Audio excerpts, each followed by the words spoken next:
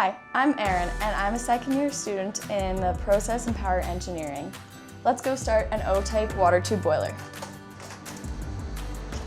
When we are not in operation, we keep a stack cap on, which prevents cold air from coming down the stack and freezing our internal components of our boiler.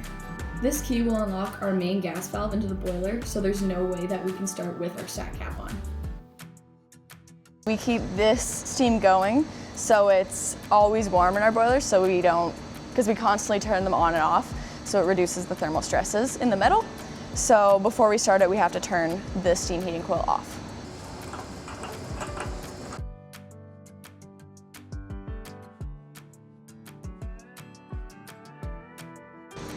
So this we will take and hang up on the boiler, so when we're done we can lock it back up and put the key back on top of the roof. Now we'll line out the gas train. We use natural gas to fuel our boilers. We can use fuel number 2, which is like diesel, but we typically use natural gas more often. Now we'll open up our compressed air line. It is instrument air, so it is completely dried. Now we'll go to the panel. So on our panel, we want to make sure that our control valve for our water is working properly before we start our boiler. So we do this thing called stroking the valve.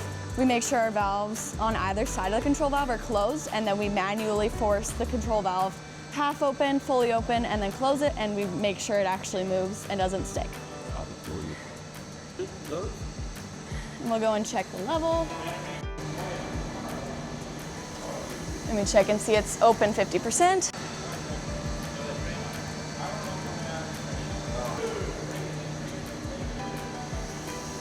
It's open 100%. And then we put it back to 0. All right. Now to open the water. The last little check to make sure I didn't miss any of the valves before I move on to my controls.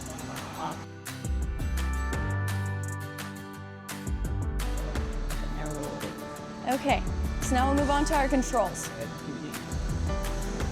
There's not too many controls we need to check because they're usually all in the same spot, but we want to make sure our fuel mode is on gas, and we want to make sure our combustion blower is on auto. We can look at a diagnostics page and we can see all of our interlocks and we can see our limits, and if all of these read normal, we're ready to start. Also, before we start up, we want to make sure our water level is at a decent amount. We typically want to run above 2 centimeters, and we are currently at 5.2, so we're good to go. Once we're ready to go, we're going to hold this reset button and then push our start.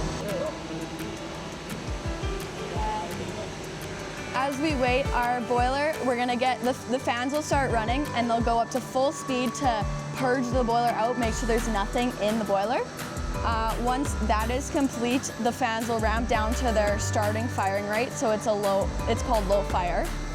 At that point, then our boiler will try to ignite, and once it sees a flame and the flame's stable, then it can start ramping itself up as I let it. Okay, so now our boiler has lit off. We can see through this glass here. You can see the back of the flame, so this is the burner pushing this way, and we can go and check it out from the back. I do have to stand on this to be able to see. You